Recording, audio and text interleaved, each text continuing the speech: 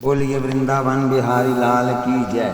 आप कथा सुन रहे हैं गोपी गीत। जहाँ से हमने छोड़ी थी, गोपी के हृदय में अब महाराज जागृत हो गया। इस महाभाव को गोपी ने 19वें श्लोक में व्यक्त किया है। हे प्रिया, आपके कोमल चरण कमलों को हम अपने कठोर वक्षस्थल पर डरते डरते व धीरे धीरे धारण करती रही हैं। इन्हीं चरणों से आप वन में फिरते हो, उस समय छोटी छोटी कंकड़ियों से क्या इन चरणों को पीड़ा नहीं होती होगी। इस विचार से आप जिनके जीवन हो, ऐसा हम लोगों की मति में भ्रम उत्पन्न होता है। गोपियाँ अब मन में विचार करती हैं, हम ये क्या बोल रही हैं। जिनका बखान कर रही हैं वह तो रूठ कर हमें छोड़ गए हैं। उन्हें गुस्सा आ गया है, कहीं न कहीं हमसे भूल हुई है और इसलिए वह मनमोहन किसी निकुंज में या किसी जंगल में कहीं जाकर छिप गए हैं। हम लाला को अनेक प्रकार से मना रही हैं, किंतु इनकी तो प्रकट होने की इच्छा ही नहीं मालूम होती। जो भी हो, हमें भले ही वियोग का दुख ही सहने को मिलता रहे, किंतु हमारे लाला को थोड़ा भी दुख नहीं मिलना चाहिए। प्रेम में सुख भोगने की इच्छा नहीं होती, उसमें तो केवल प्रियतम को सुखी देखने की इच्छा होती है। मोह भोग की मांग करता है, जबकि प्रेम भोग देता है। ये कथा प्रेम की है। गोपी की किसी सुख को भोगने की इच्छा नहीं है, उनकी तो श्री कृष्ण को सुख देने की इच्छा है। गोपी विचार करती है, हम जैसे जैसे इनकी खोज कर रही हैं, इनके पीछे पड़ रही हैं, वैसे वैसे ही ये तो जंगल में अंदर से अंदर छिपते जा रहे हैं। नंगे चरणों से ये फिर रहे हैं। जंगल में तो कांटे हैं, कंकड़ भी हैं, किंतु इनके चरणों तो अत्यंत कोमल हैं। इनके कोमल चरणों को कहीं हमारे कारण अधिक तृष्णा करना पड़ रहा हो। अब तक तो गोपी कह रही थी कि हे कृष्ण, आपके वियोग में हमें बहुत दुख मिल रहा है, किंतु अब तो इनकी भाषा ही बदल गई है। प्रेम अपना दुख कष्ट भूल जाता है, प्रियतम का दुख ही इसका अपना दुख हो जाता है। गोपी के हृदय में भाव जागता है, हमारे लिए लाला को दुख सहन करना पड़ता है। इनके कोमल चरणों को परिश्रम होता है, इनको बिल्कुल भी दुख नहीं होना चाहिए।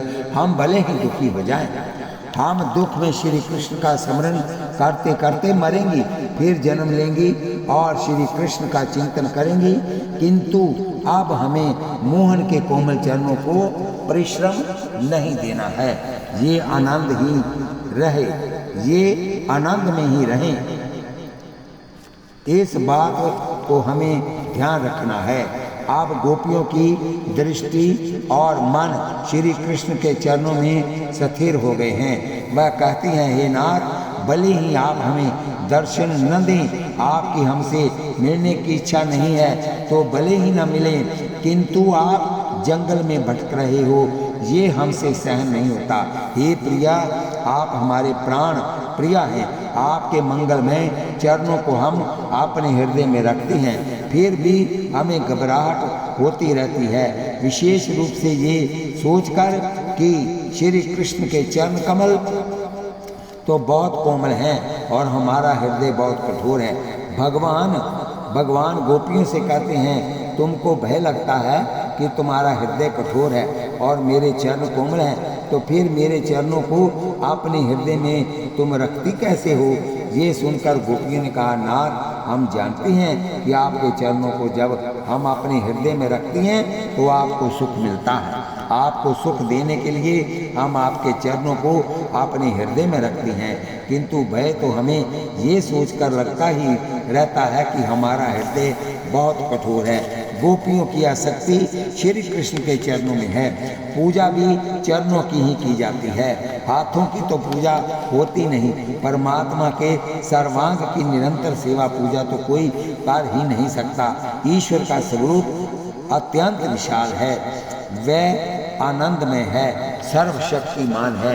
इसके सर्वांग की सेवा पूजा करना असंभव है, किंतु प्रभु के चरणों की जो निरंतर पूजा करता है उसे सर्वांग की पूजा करने का पूरा पूरा फल मिलता है। बालक पिता की उंगली पकड़कर पिता के साथ साथ चलता है। घर पहुंचने पर माँ से कहता है, मैं पिताजी को पकड़कर साथ साथ ले आया हूँ। पिता के पूर्ण स्वरूप को तो बालक पकड़ नहीं सकता, वह पिता की उंगली ही पकड़ता है और वह समझता है कि मैंने पिता को पकड़ा है। सर्वशक्तिमान परमात्मा के सर्वांग की पूजा संभव नहीं है, उनके चरणों की ही पूजा होती है, उनके चरणों का ही स्पर्श किया जाता है। भगवान के चरण गोपियों को अत्यंत प्रिय लगते हैं। हाथों से क्रिया होती है, ये बात सच है, किंतु पूजा तो हाथों की होती नहीं, पूजा चरणों की ही होती है। गति प्रगति भी चरणों से ही सिद्ध होती है, तथा इसलिए वेद में चरैवेति कहा गया है। जो भगवान के चरणों का आश्रय लेता है उसी की भक्ति बढ़ती है और वही प्रभु के चरणों में पहुंचता है।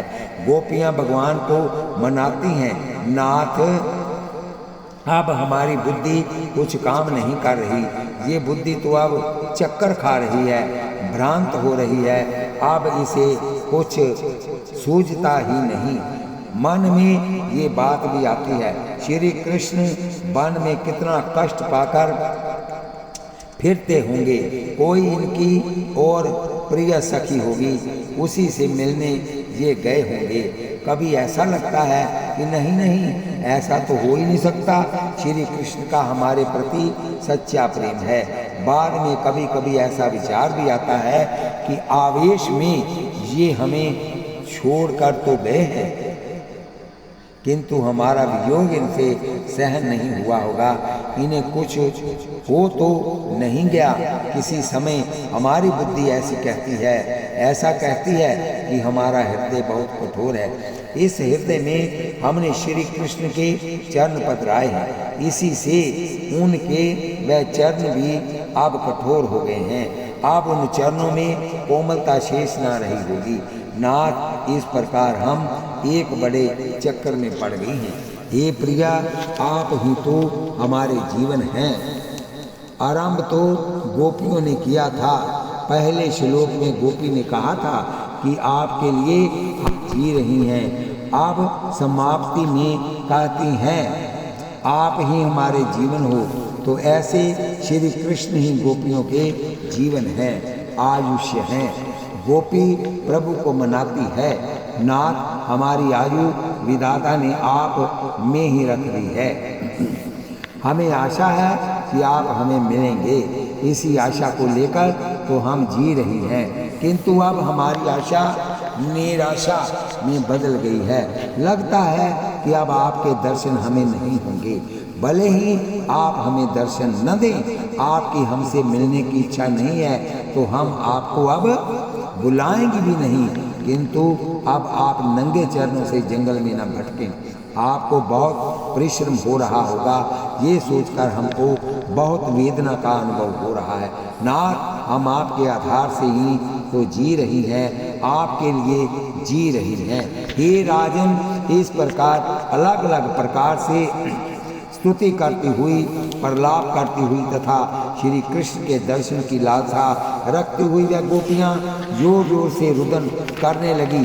सुखदेव जी महाराज राजा परीक्षित को समझाते हैं कि हे राजन, गोपी प्रेम का वर्णन मैं तो कर नहीं सकता। इति शब्द से वह ऐसा संकेत करते हैं। गोपियों की दशा का वर्णन करते हुए इस क्रम में वह कहते हैं कि गोपियों को अब तन मन की विस्मृति हो गई है, वह व्याकुल हो गई हैं और व्याकुल होने के कारण उनकी वाणी रुक गई है। सुखदेव जी महाराज जी अब थक गए हैं। वे कहते हैं गोपी प्रेम अन्नमय है, उनका मैं क्या वर्णन करूं। गोपियां श्री कृष्ण वियोग में अत्यंत व्याकुल हो गई हैं, त्रिधा व्याकुल हो गई हैं। हर जगह किया गया प्रभु का दर्शन है। कितनी ही गोपियां श्री कृष्ण का कीर्तन करने लगी तो कितनी ही प्रेम में पागल सी होकर प्रलाप करने लगी। आल गोपियों को थोड़ा भी भान नहीं रहा। अब गोपियों को थोड़ा भी भान नहीं रहा। गोपी क्या है ये इस श्लोक में बताया गया है। श्री कृष्ण दर्शन लाल साहा। गोपी किसी की माँ नहीं है, किसी की बहन नहीं है, किसी की कन्या नहीं है और ना वह किसी की स्त्री है। श्री कृष्ण के दर्शनों की लालसा ही गोपी है। इस गोपी को स्त्रीत्व का भान नहीं है, केवल श्री कृष्ण के दर्शन की आतुरता ही उसमें है। गोपी पुकारती हुई कहती है, हे गोविंद, हे दामोदर, हे माधव, आप बहुत हो गया, अब दर्शन दीजिए, हमारे प्राण बहुत व्याकुल हो रहे हैं। अब हमसे आपका वियोग सहन नहीं हो रहा है। गोपी में अत्यंत दैन्य आ गया है। यही तो निसाधन भक्ति है। श्री महाप्रभु जी इसी भक्ति को निसाधन कहते हैं। श्री रामानुजाचार्य स्वामी इसे परपत्ति कहते हैं। श्री चैतन्य महाप्रभु इसे रागानुरागा भक्ति कहते हैं। आचार्यों के शब्दों में ही थोड़ा फेर बदल है, किंतु सबका तत्व और लक्ष्य तो एक ही है। गोपी अब निसाधन बन गई है।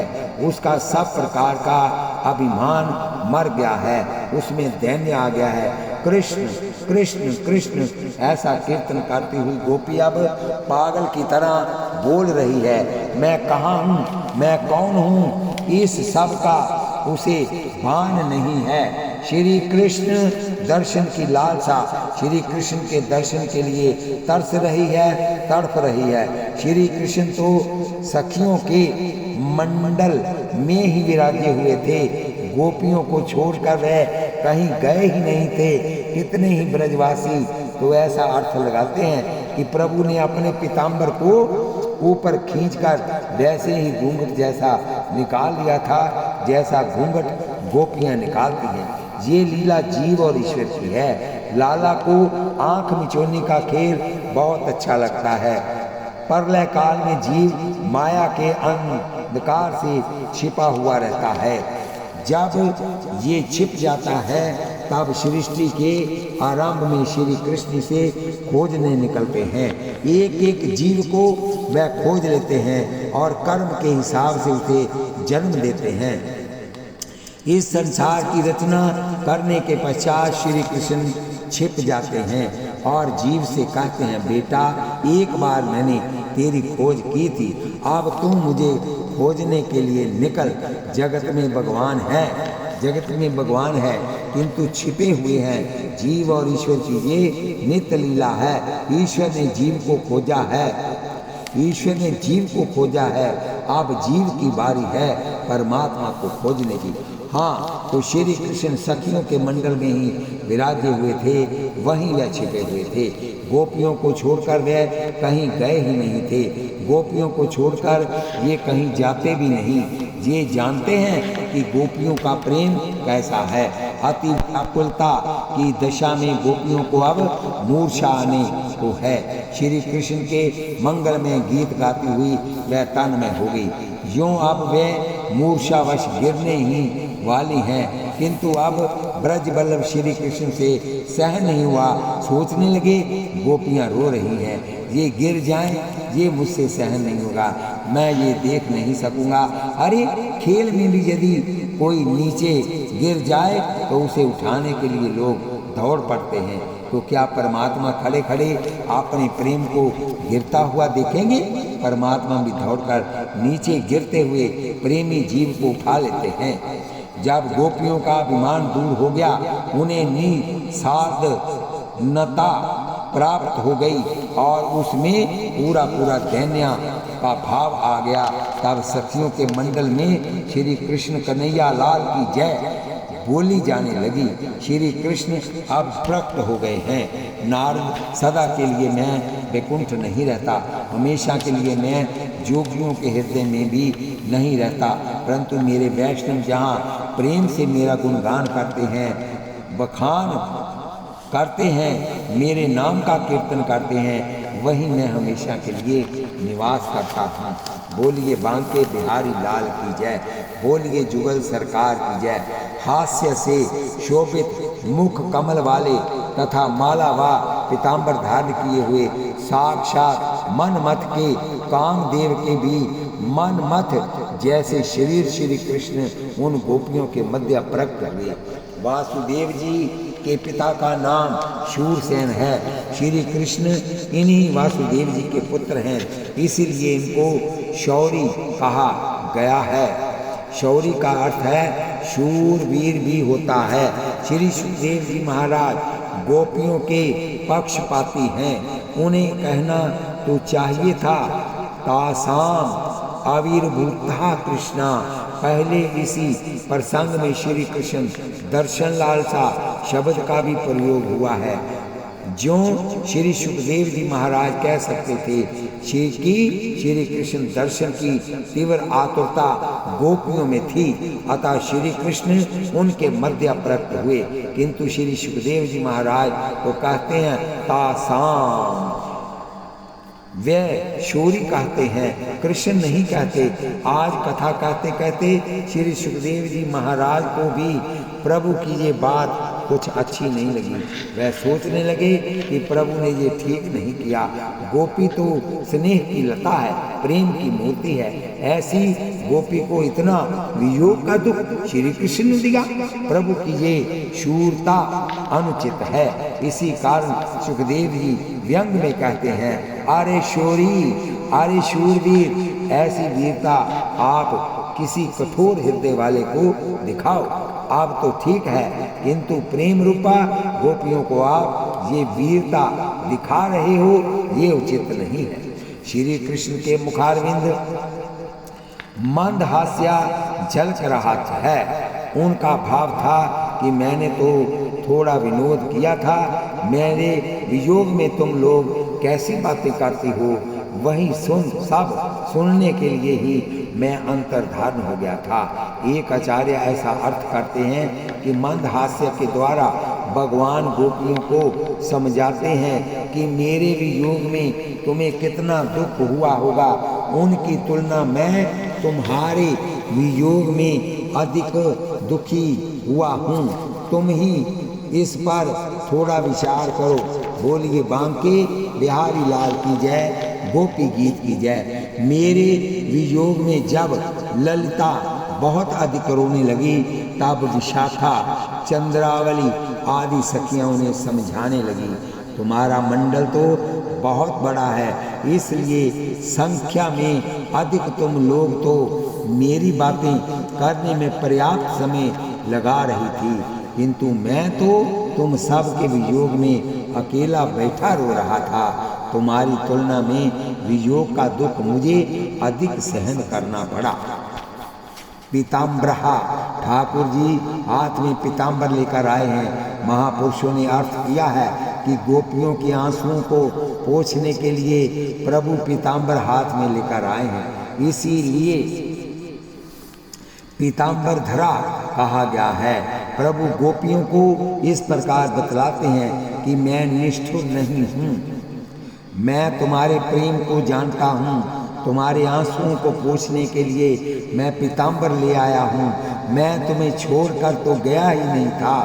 तुम जरा देखो तो, तुमने मेरे गले में जो माला धारण कराई थी, वह माला अब भी मेरे गले में ही है।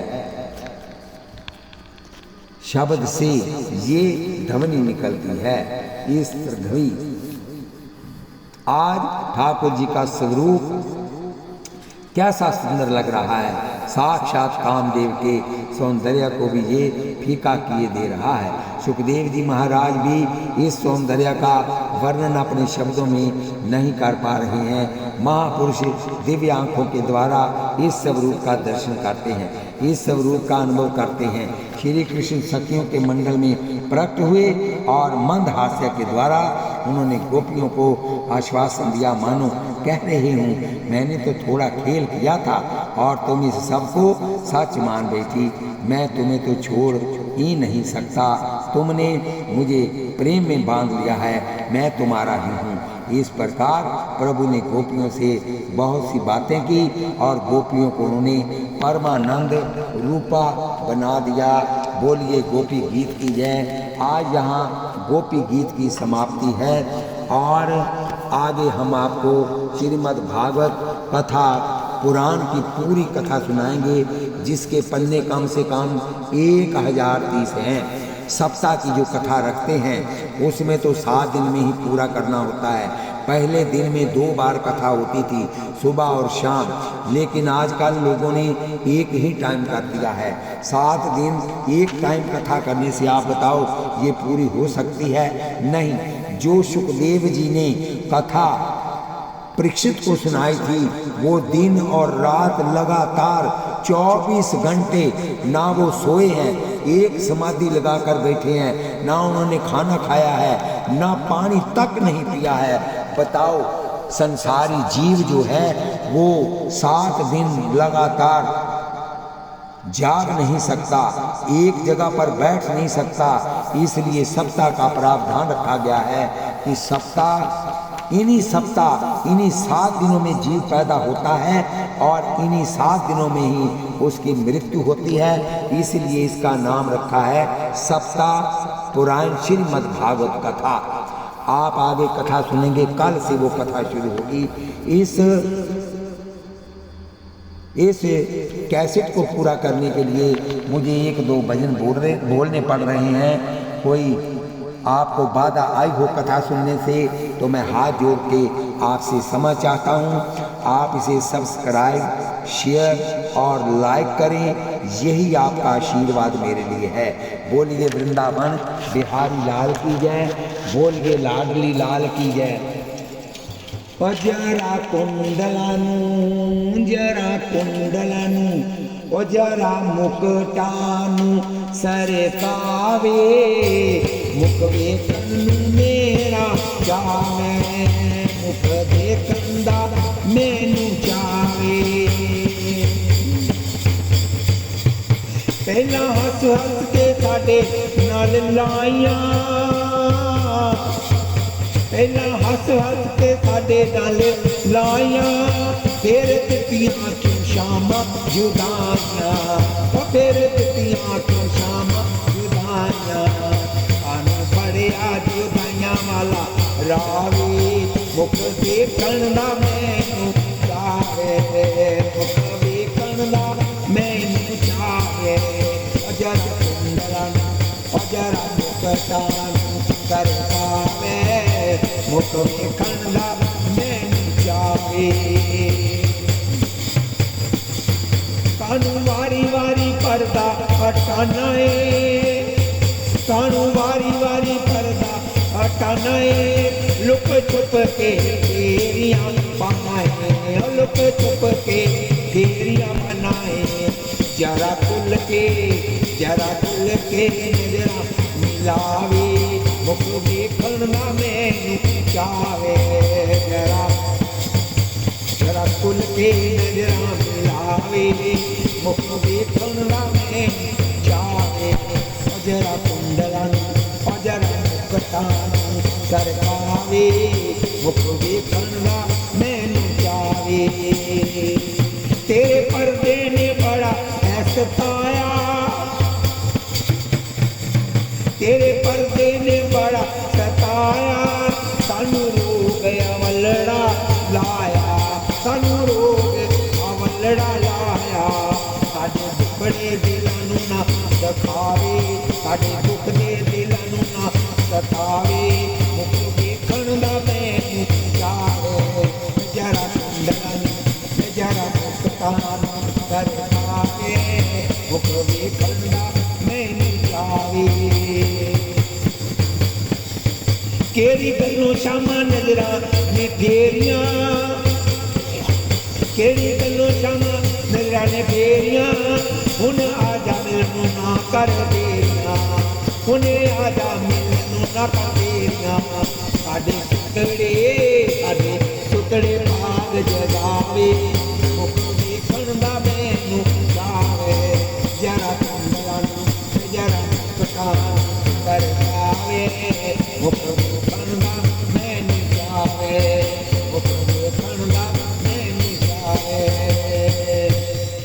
बस इतना कर्म करना ये जीवन संभल जाए। बस इतना कर्म करना ये जीवन संभल जाए। गुनाहगारों की दुनिया से मेरा नाम निकल जाए। गुनाहगारों की दुनिया से मेरा नाम निकल जाए। बस इतना कर्म करना जीवन ये संभल जाए।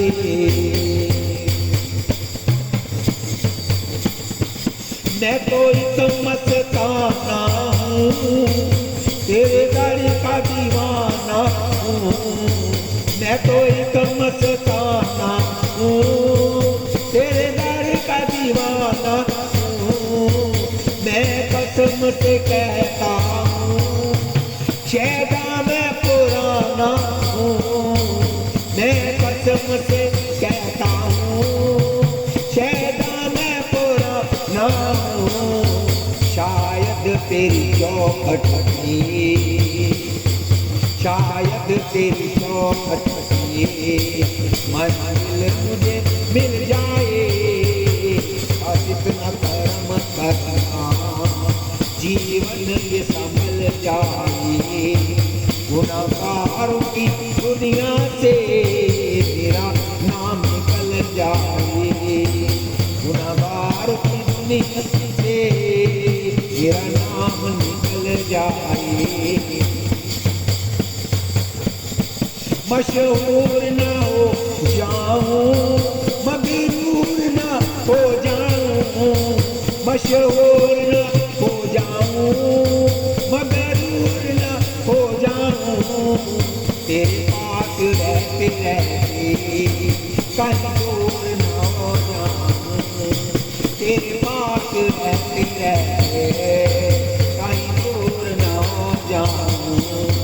मेरा हाथ पकड़ रखना, मेरा हाथ पकड़ रखना, कहीं पाँव न फिसल जाए। इतना कर्म करना जीवन ये संभल जाए। गुनाहगारों की दुनिया से मेरा नाम निकल जाए। बस तेरे सफर में खोया सा रहता हूँ। बस तेरे सफर में खोया सा रहता हूँ। नगमे तेरी उल्फत के गाता मैं रहता हूँ। नगमे तेरी उल्फत के गाता मैं रहता हूँ। शायद तेरी रहमत से, शायद तेरी रहमत से तकदीर बदल जाए। बस इतना कर्म करना जीवन ये संभल जाए। गुनाहगारों की दुनिया से मेरा नाम निकल जाए। जी जान गवा बैठे तुझे अपना बना बैठे। जी जान गवा बैठे तुम्हें अपना बना बैठे। जो कुछ था मरो को अपना सब कुछ लुटा बैठे। जो कुछ मरो को अपना सब कुछ लुटा बैठे। अब होश नहीं रहती, अब होश नहीं रहती। कब ये निकल जाए होश नहीं रहती। कब ये निकल जाए गुनाहगारों की दुनिया से मेरा नाम निकल जाए। गुनाहगारों की दुनिया से मेरा नाम निकल जाए। बस इतना कर्म करना, बस इतना कर्म करना। गोविंद जय जय गोपाल जय जय। गोविंद जय जय गोपाल जय जय।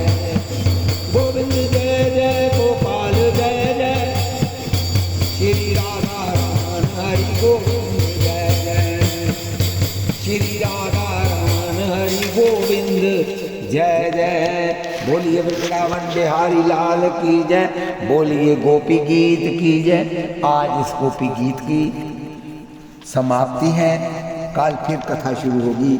जब तक जियो तब तक नाम रस पियो। एक बार जीव और भगवान का मिलन हुआ, दोनों का। जीव को दुनिया पसंद है, जीव को खेल पसंद है, भगवान को आनंद में बैठे हैं।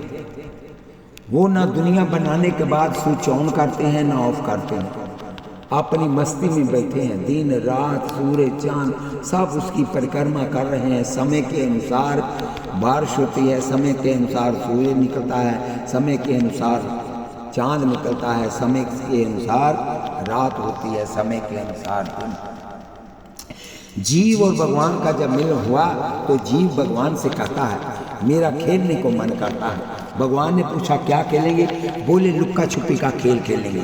भगवान ने पूछा पहले कौन छुपेगा? जीव बड़ा चिल्लाक था, उसने कहा मैं छुपूंगा पहले। भगवान ने कहा जाओ छुपो। जीव जब छुपने के लिए गया तो भगवान ने आंखें बंद की हाथ करके और उसने आवाज लगाई। भगवान ने कहा आ जाऊं, तो जीव ने कहा आ जाओ। जहां वो छुपा था वहीं से भगवान प्रकट होकर उसको पकड़ लिया। कहने लगे आजा, मैंने तुझको पकड़ लिया है, अब तेरी बारी है। मैं छुपूंगा और आपने मुझे ढूंढना। अब क्या हुआ?